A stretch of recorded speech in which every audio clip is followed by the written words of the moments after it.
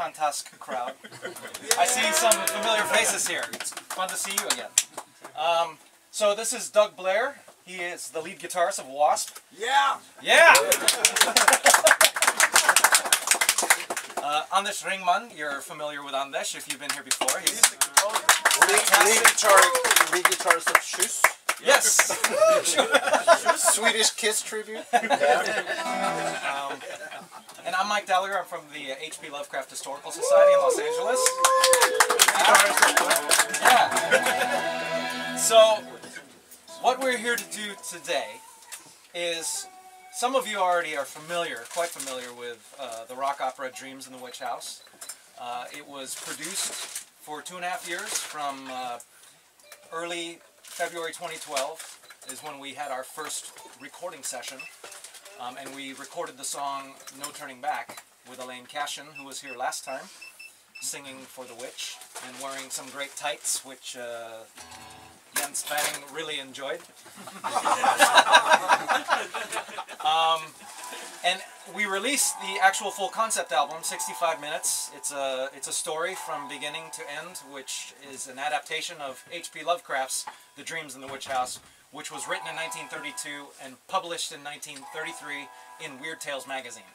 So we adapted it into a rock opera concept album. We're still continuing to work on it. We're going to present a few songs that are familiar to you already in a scaled down version with just one singer, me, and lead guitarist and acoustic guitarist.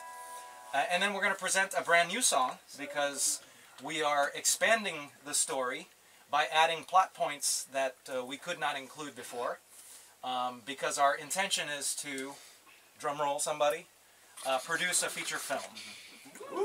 So that's what we're aiming for. So today's presentation will be how did we adapt this actually quite difficult literature into lyrics, melody, and dynamics provided by mainly rock. So I'm going to start with the beginning of the story, which actually inspired the song Dreams in the Witchhouse, which is track 2 of the rock opera. So, whether the dreams brought on the fever or the fever brought on the dreams, Walter Gilman did not know. Behind everything crouched the brooding, festering horror of the ancient town and of the moldy, unhallowed garret gable where he wrote and studied and wrestled with figures and formulae, which when he was not tossing on the meager iron bed. His ears were growing sensitive to a preternatural and intolerable degree, and he had long ago stopped the cheap mantel clock whose ticking had come to seem like a thunder of artillery. At night, the subtle stirring of the black city outside, the sinister scurrying of rats in the wormy partitions, and the creaking of hidden timbers in the centuried house were enough to give him a sense of strident pandemonium. The darkness always teemed with unexplained sound, and yet he sometimes shook with fear lest the noises he heard should subside and allow him to hear certain other fainter noises which he suspected were lurking behind them. Exactly. Thank you. He was in the changeless, legend-haunted city of Arkham, with its clustering gambrel roofs that sway and sag over attics where witches hid from the king's men in the dark, olden days of the province. Nor was any spot in that city more steeped in macabre memory than the gable room which harbored him. For it was this house and this room which had likewise harbored old Keziah Mason, whose flight from Salem jail at the last no one was ever able to explain. That was in 1692. The jailer had gone mad and babbled of a small white-fanged furry thing which scuttled out of Keziah's cell. And not even Cotton Mather could explain the curves and angles smeared on the gray stone walls with some red, sticky fluid. Possibly Gilman ought not to have studied so hard. Non-Euclidean calculus and quantum physics are enough to stretch any brain, and when one mixes them with folklore and tries to trace a strange background of multi-dimensional reality behind the ghoulish hints of the Gothic tales and the wild whispers of the chimney corner, one can hardly expect to be wholly free from mental tension. He knew his room was in the old witch house. That indeed was why he had taken it. That leads us into Dreams in the Witch House. There's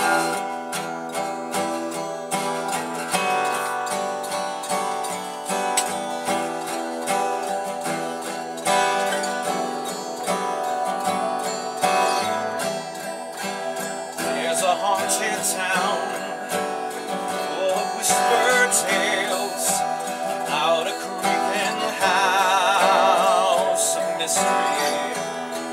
This brooding moldy tomb with a crooked garret room hides a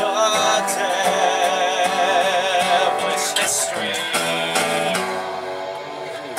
Behind its slanting walls, a lurking place, unbounded void transcending time and space. Stay one night and leave no room for doubt. You'll suffer fever dreams in the witch house.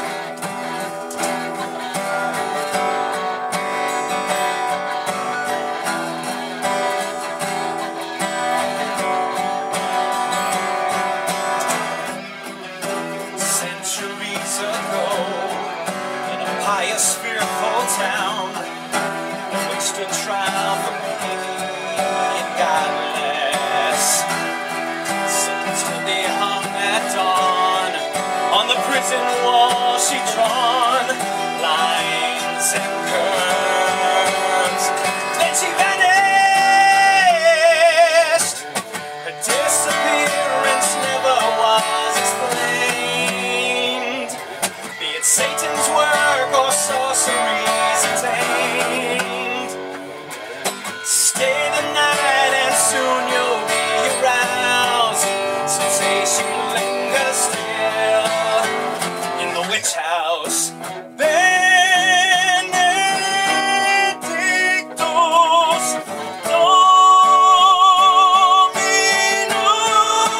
Dominus. Within these moldy dank walls, a newborn baby cries. A wicked rat roams, it's the devil in disguise. Behind these slanting walls, a lurking place, unbounded void transcending time and space. Stay the night and soon you'll be aroused. Sensation lingers still in the witch house. Behind these slanting walls, a lurking place, bounding void transcending time and space. Stay the night and soon you'll be aroused. You'll suffer fever dreams in the witch house.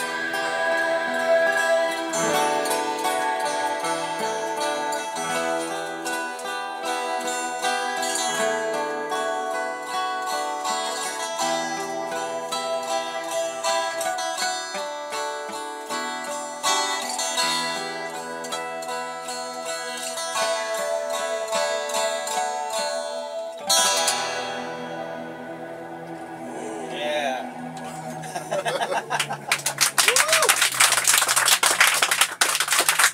Thank you. That was our title track, Dreams in the Witch House, normally presented in a much fuller rock version with multiple voices. And yeah, if you've heard the rock opera, then you know the song. I see you singing along. That's fantastic. What none of you have ever heard is a new song. Anders and I wrote it in November of last year on a highway in Malibu. We just zoned in. There's a role in the story, a character called Father Ivanishki. He's barely mentioned 2-3 passing times about a silver crucifix that he had blessed, which actually is given to the story's protagonist Walter Gilman, who is haunted by these mythos figures. So the silver crucifix, I thought, well, this is one of the rare Lovecraft stories where he actually includes Judeo-Christian themes. So let's expand those, because people around the world are quite familiar with those types of themes of faith. And to mix faith and science and folklore, I thought actually we should boost the faith aspect. So this is a new song called The Refuge of Penitence, sung by Father Ivanishki to a congregation at St. Stanislaus Church. So if you can imagine this is a church in Arkham, what would Father Ivanishki say to his people?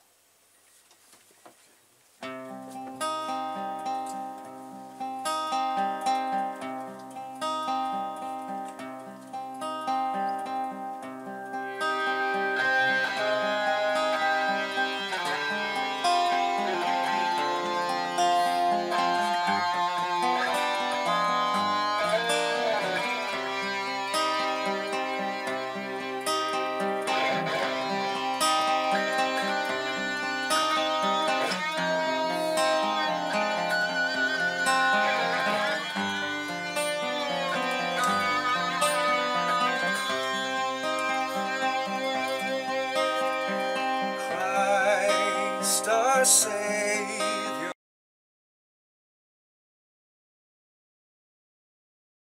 to the refuge of penitence.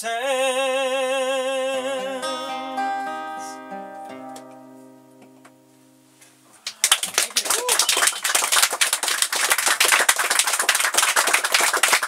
you. Thank you. It's only the second time we've done that. You're the second audience. We were at SF Buchhandel in Malmö earlier. And yeah, so great.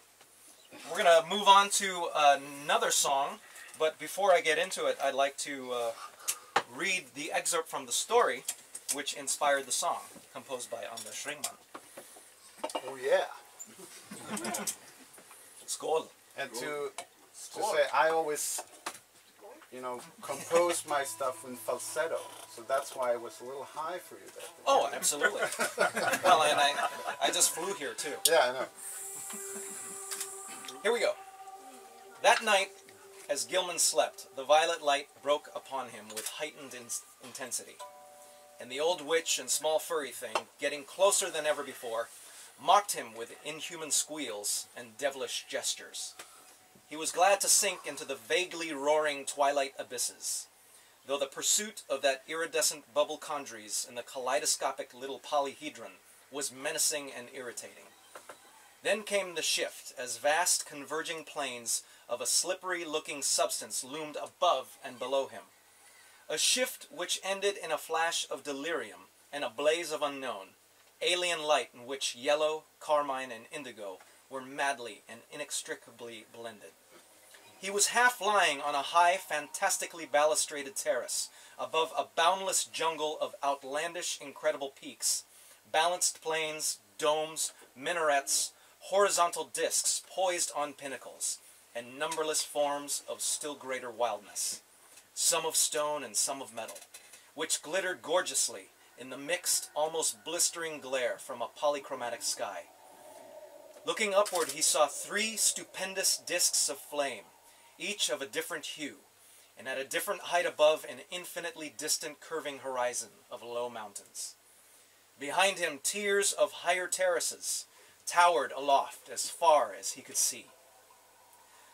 The city below stretched away to the limits of vision, and he hoped that no sound would well up from it. And that inspired the song, Nothing I Can Do, which ends Act 1 of the rock opera. Okay.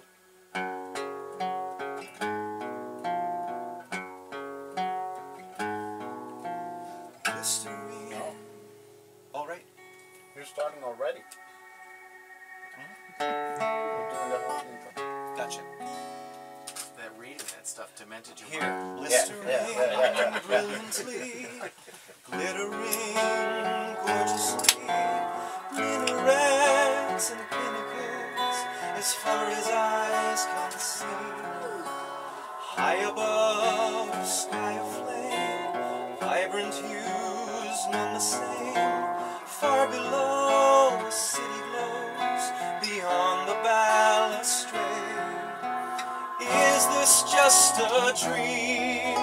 In terror I scream, God on high, hear my cry. Nothing I can do.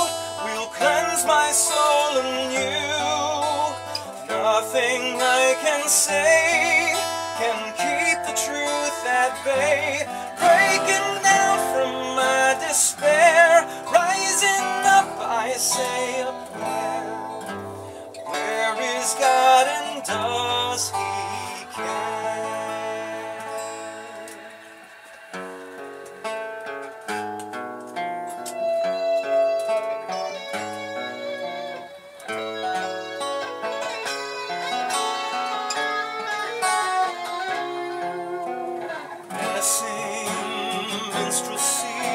Swelling up rhythmically from below, an overflow of piping symphonies, maddening melodies, rapturous rhapsodies. You took a vow before you now, three cosmic entities. This is more than a dream, nothing's what it seems. Faith's a lie, fate draws nigh. Nothing I can do will cleanse my soul anew. Nothing I can say can keep the truth at bay. Empty room, where do I go? Through these walls the witchlight glows. House of sorrow, house of woe.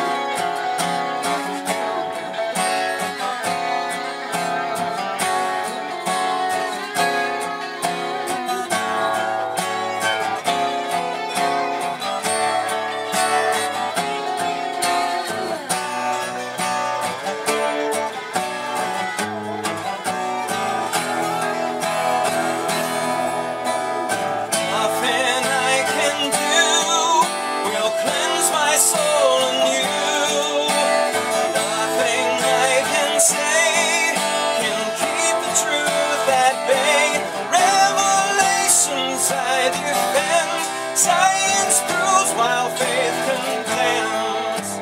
In the end we all descend.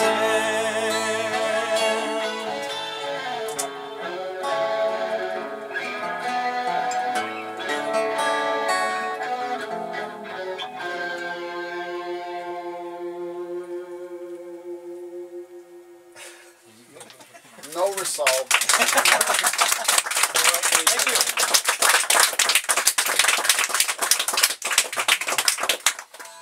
So, we've got one more song from Dreams in the Witchhouse, and it's actually not inspired by an excerpt from the story, The Dreams in the Witchhouse. It's from another story, but it actually, it encompasses everything that Lovecraft, I feel, is about when you consider the vastness of his literature and what it's trying to say as a whole. I think the first paragraph from The Call of Cthulhu actually recognizes every theme in its totality in one concise, something easy to digest. So if you're not familiar with Lovecraft, he's got a huge library of short stories. This is kind of what they're all about when you put them all together. And this actually inspired the song Madness Is My Destiny. From The Call of Cthulhu, written in 1926. The most merciful thing in the world, I think, is the inability of the human mind to correlate all its contents. We live on a placid island of ignorance in the midst of black seas of infinity. And it was not meant that we should voyage far. The sciences, each straining in its own direction, have hitherto harmed us little. But someday, the piecing together of dissociated knowledge will open up such terrifying vistas of reality and of our frightful position therein, that we shall either go mad from the revelation or flee from the deadly light into the peace and safety of a new dark age. Madness is my destiny.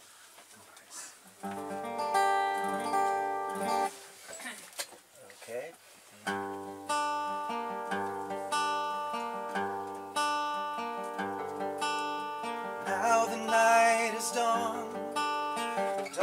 darkness drifts away, enlightenment shines intervening. Life now conveyed, a mere masquerade. Cloudless my mind seeks the meaning.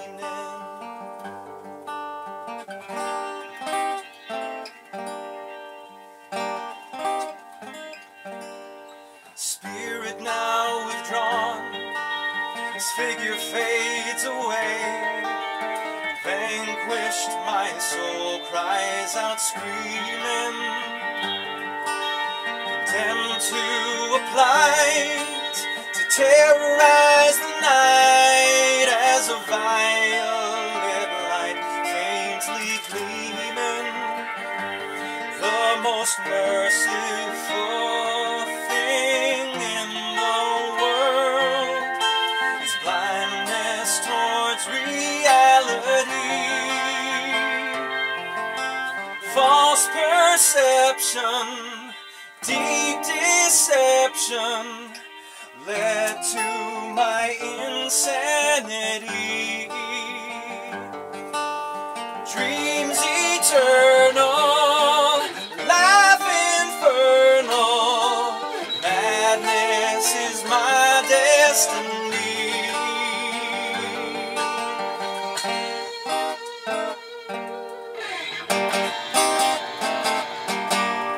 And who was I to strive for more than men should know?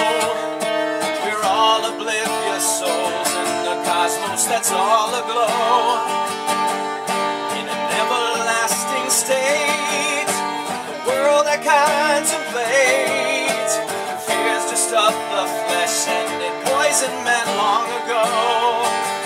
The most purposeful shroud in the world, credence in the Trinity. False perception, deep deception led to my insanity. Dreams eternal, life infernal, madness is my destiny.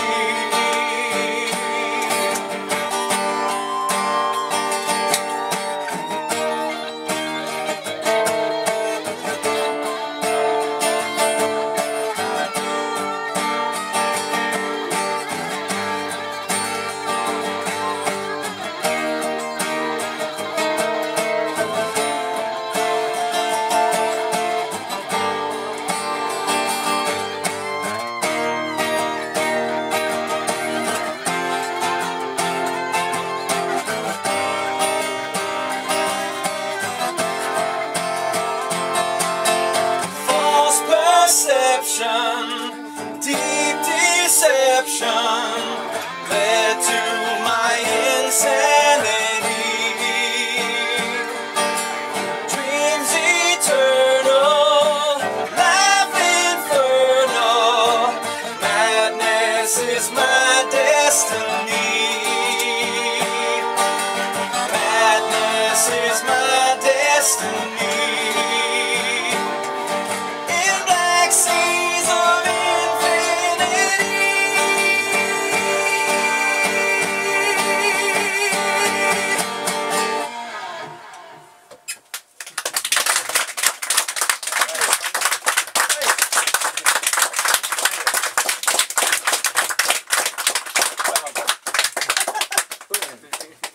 Super.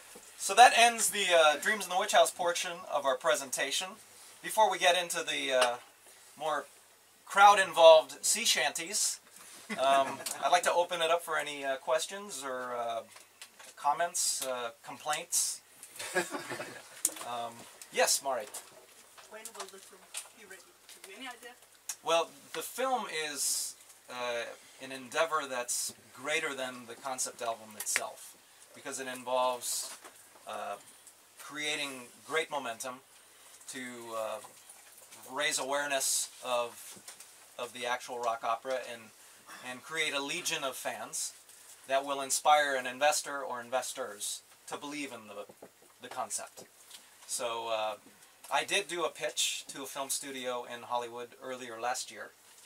And Hollywood is an interesting place. They will fund reboots, sequels of proven films. So if I went in there with something that already exists, like let's do Spider-Man 7, chances are it would get done. So, you know, that's the challenge, is to make Hollywood believe in Lovecraft, because it has believed in Lovecraft, but from sort of a behind-the-scenes manner. People like John Carpenter and Guillermo del Toro, and people infuse their movies with Lovecraft, but they don't admit, from a commercial standpoint, that it is a Lovecraftian film. So it's our goal to hopefully create something that can come out of nowhere, like Star Wars, back in the 70s. But with this type of presentation, that's why we have concept art, because it's hard to sell a Lovecraft movie in Hollywood. I work for the Lovecraft Historical Society. We have 2 films out. Call of Cthulhu, which was a short, which was received very, very well. And it sells extremely well from an independent standpoint.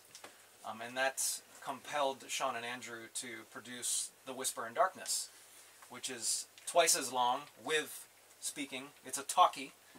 And they have yet to recoup their investment from that. So That is sad. It's a really good movie. it's a really good movie, but unless you get the promotional machine of Hollywood behind it, it's going to stay a hidden treat for fans like you guys. So that's the trick, Marit. Is we are placing we are creating a strategy to give us the best chance at hopeful funding. And not funding from crowdfunding means, but from you know, traditional Hollywood sense. Call it more dreams in the Witchhouse. More dreams in the yeah, exactly, exactly. There could be. Yeah. Return of. Yeah. Yes. I was actually going to ask if we were considering crowdfunding it, but you answered that. Well, you know, we will baby step our way towards. I think we've got some ideas to crowdfund right now. There is a comic book that we developed for the song Signum Crucis, track 7, and it's finished. It's 24 pages. It's pretty bitchin', I think. So we're thinking of a packaging concept where we actually build on the rock opera's audio content. So the idea would be called graphic metal. So not only, yeah, You didn't tell me that. yeah, surprise. So the idea is we would build on the current 65-minute concept by creating new products that wouldn't cost as much, but still have a high impact. So we're thinking of a 24-page graphic metal comic with a companion CD or download card with new songs and reimaginings of current songs. So that's the idea. And if we have to crowdfund that, that's a much lower threshold to track financing for. So you'll be hearing more about the graphic metal thing very, very soon. Yeah. Tobias? Well, you slightly answered one of my questions, which was if you're going to physically release the new songs. Right. You sort of answered that. Exactly. Maybe on a 7 inch. Yeah. That would matter. Like a 45? Yeah. Yeah. It's possible. We will be releasing The Refuge of Penitence before the end of the year. We have a Swedish actor, Stefan Sauk, who's on board as producer for the film concept, and he would portray Father Ivanishki in the movie. And he's a singer, and we have a session with him next week in Stockholm. We had a session last month at Stag Street Studio in Van Nuys, California, with Doug, Bruce Kulick, Tina Guo, a cellist. So there is a very gorgeous version of The Refuge of Penitence that's pretty close to being done, I think. We just need the lead vocals on there and some clergymen choirs and Douglas's outro lead. So Demented. Demented. Yeah. So that'll be out soon. Absolutely. Anyone more quick? Yeah. Go ahead. Not that I mind at all, but how come you changed the father Ivanishki? Sean Branny's not a singer. Ah, You know, that's so a good reason. absolutely. And also, Sean Branny is a fantastic producer, and he runs the H.P. Lovecraft Historical Society with Andrew, and he also runs a theater. In order to successfully run a business, you know this, Marit and Ken, you have to be invested 24/7. So the pursuit of a movie is left on my hands because there's just not enough hours or minutes and energy of time to do it any other way. And clearly, attracting Hollywood dollars would require a recast. So even I wouldn't be the voice of Gilman.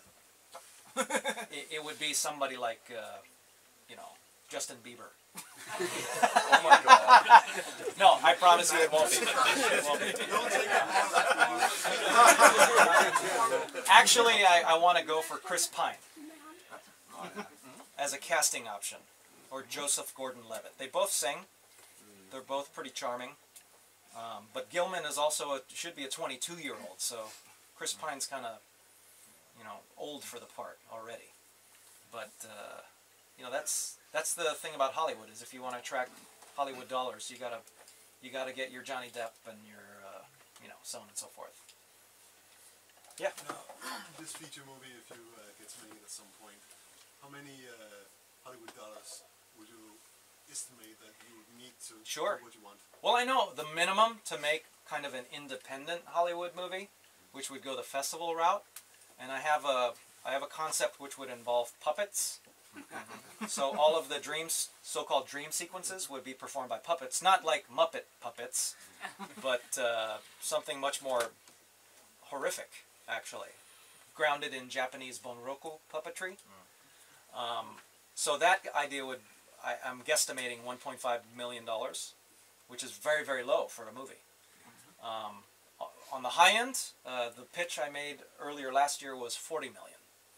And the studio that heard my pitch said, if you're going to be at that level, then you're going to need guaranteed distribution, you're going to need a studio, and when that occurs, you lose control of the eventual product. It goes into the hands of men in suits.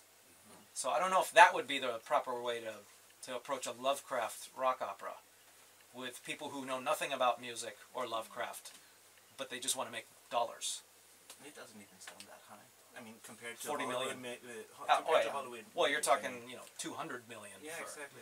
Yeah, but you know, Guillermo del Toro tried to make Mountains of Madness a few years ago, with Tom Cruise already attached and James Cameron as a producer, and the budget was at 200 million at a rated R rating, and the studio said, what do you think?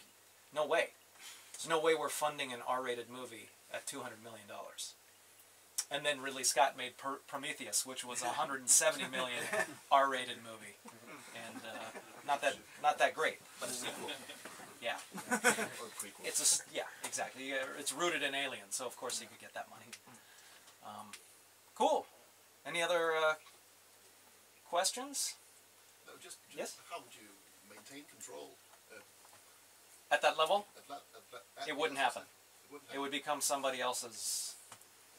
You know, if I was on board as a movie producer, and Stefan Sauk was on board as a movie producer, we'd be shoved down to the bottom.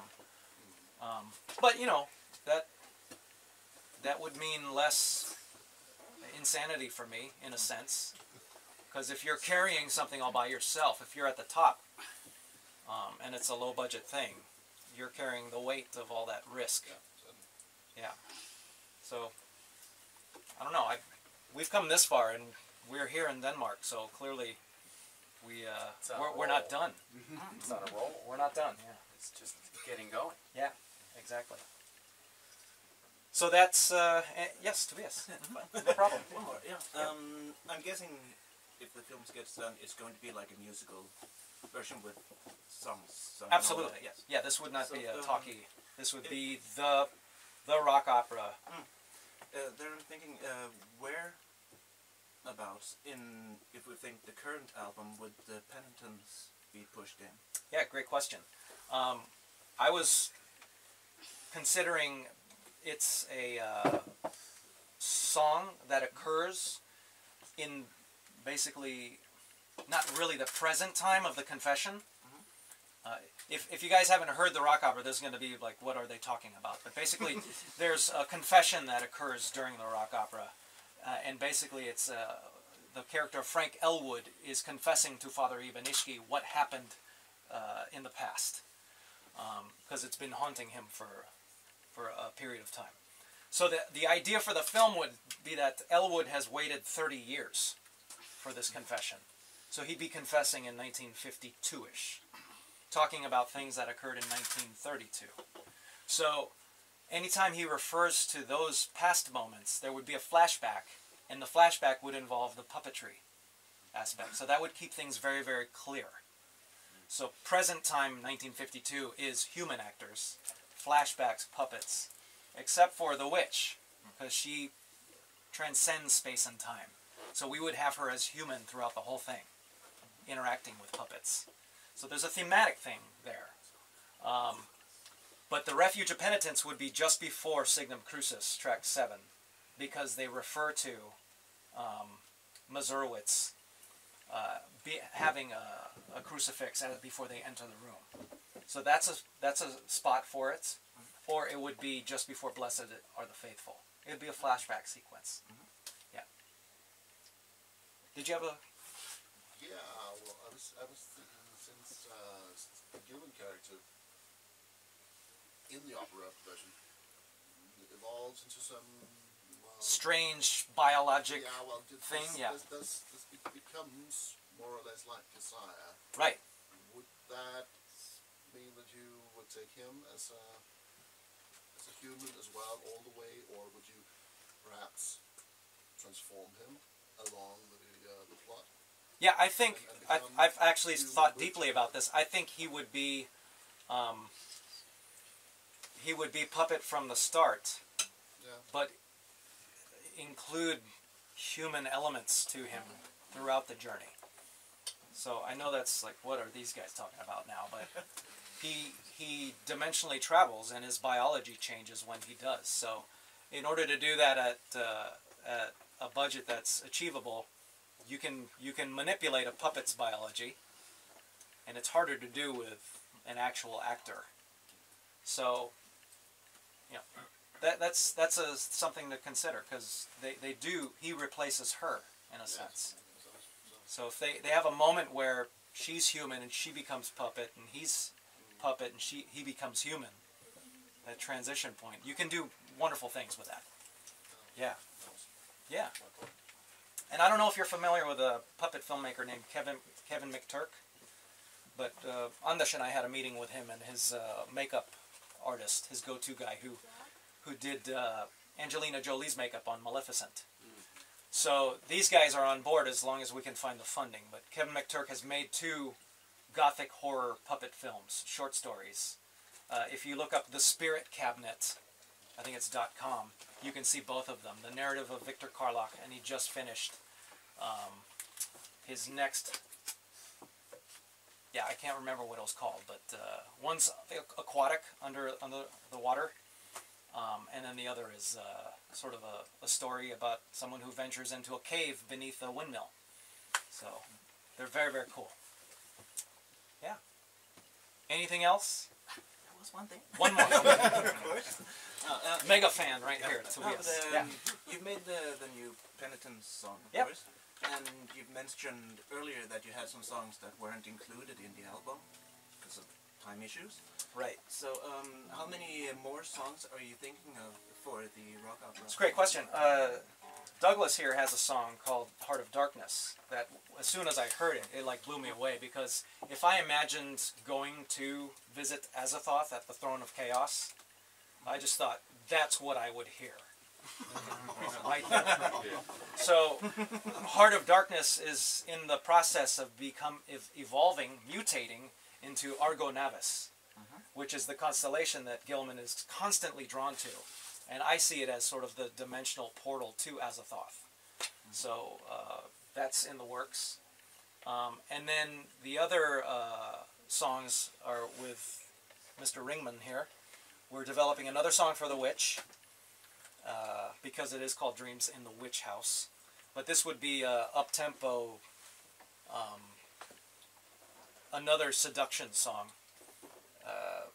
And yeah, where it sits in the story is unknown, or if it's something that plays during the credits roll at the end. And we're thinking of the title of Knowledge is Power.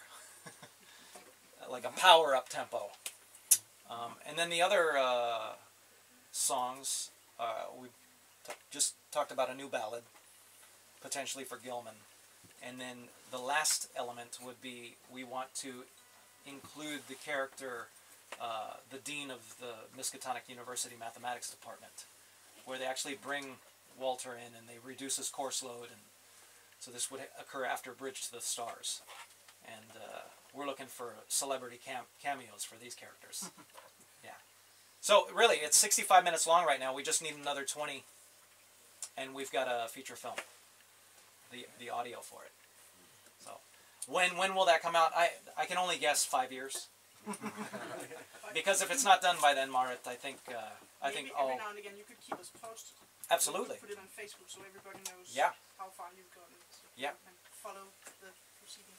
Absolutely, yeah. Well, good. We're going to shift it up a little bit here, just because, you know, you're all here, and some of you are fans of The Shadow over Innsmouth, and I think Danes are into fish and fishing things.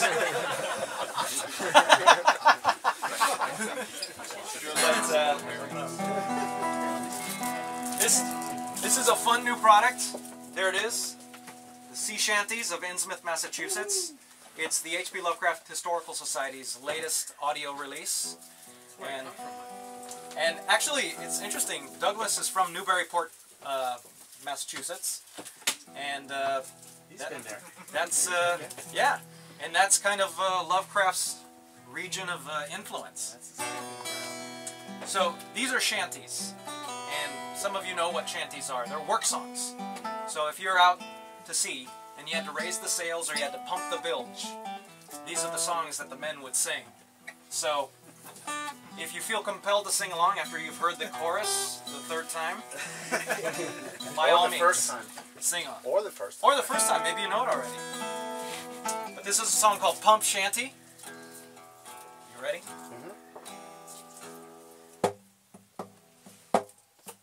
The ocean we all do adore, so come on lads, let's pump some more. Don't worry if you're stiff and sore, I'm sure we've pumped this bit before.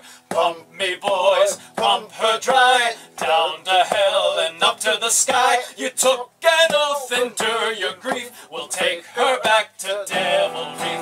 It's Captain Marsh who rules our ship, assisted by the bosun's whip, and no man dares to give him lip. We're damned to sail this cursed trip. Pump me boys, pump her dry, down to hell and up to the sky. You took an oath, endure your grief, we'll take her back to devilry. Sail unto a South Sea isle, a journey of 10,000 miles. Then we'll linger there a while, up to the man who's infertile. Pump me boys, pump her dry, down to hell and up to the sky. You took an oath, endure your grief, we'll take her back to devilry. Island gal, she'll be my bride, that's the bargain bona fide. I took a look and damn near cried, thank God she's gone upon the tide. Pump her boys, pump her dry, down to hell and up to the sky. You took an oath, endure your grief, we'll take her back to devilry. Why they do it, I don't know, they struck a bargain long ago to help the old man's riches grow. I'll stick to pumping here below. Pump her boys, pump her dry, down to hell and up to the sky. You took an oath, endure your grief, we'll take her back to devilry. Pump me boys, pump her dry, down to hell and up to the sky. You took an oath, endure your grief, we'll take her back to devilry. You took an oath, endure your grief, we'll take her back to the devil reef.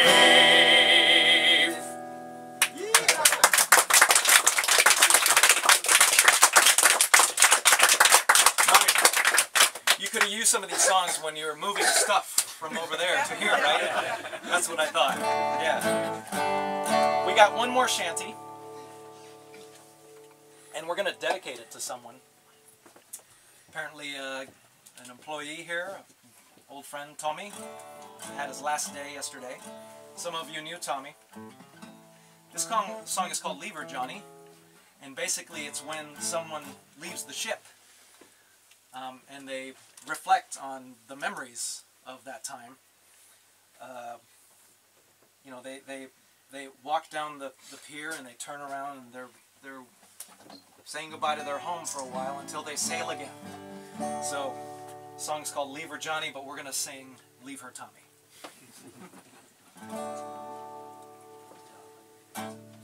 I thought I heard the old man say, leave her, Tommy, leave her.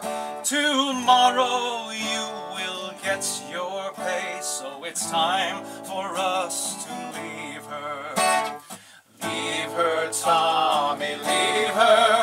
Oh, leave her, Tommy, leave her. For the voyage is long and the winds don't blow, and it's time for us to leave her. Fast and pack your gear. Leave her, Johnny, leave her, and leave her moored to the Water Street Pier, for it's time for us to leave her. Leave her, Tommy, leave her. Oh, leave her, Tommy, leave her. For the voyage is long and the winds don't blow, and it's time for us to leave her. The work was hard and with endless chores. Leave her, Tommy, leave her. From Minuxet Falls to Tahiti shores, and it's time for us to leave her. Leave her, Tommy, leave her.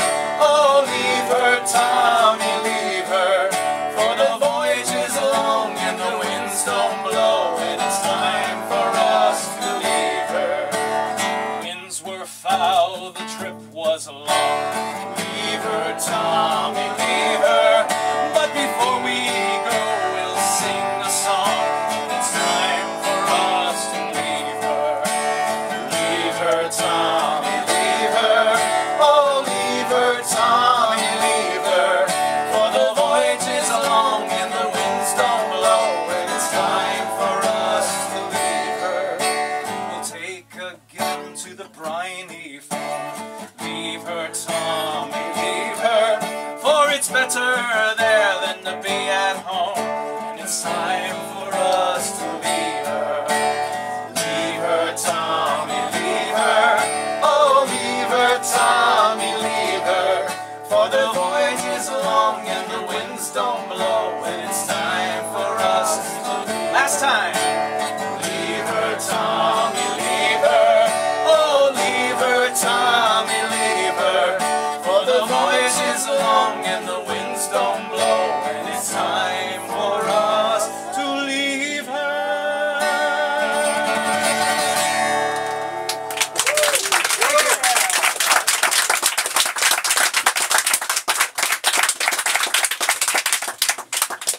Cool. Thanks for coming, everybody. Thank you. Marit, Ken, thank you for having us here after your store hours. Nice to have a little cozy moment here with all the great Fantask lifelong customers. Thank you very much for coming, and of course you're always welcome anytime. It feels like home when we come here, Marit. Thank you. Yeah. So, Yeah, so there's more refreshments here, and of course there's Lovecraft goodies everywhere. And we have artwork. So we're going to get out of the way so that you guys can do this. And come say hello to us, and we're friendly people, so. Yeah, but thank you. Thank you.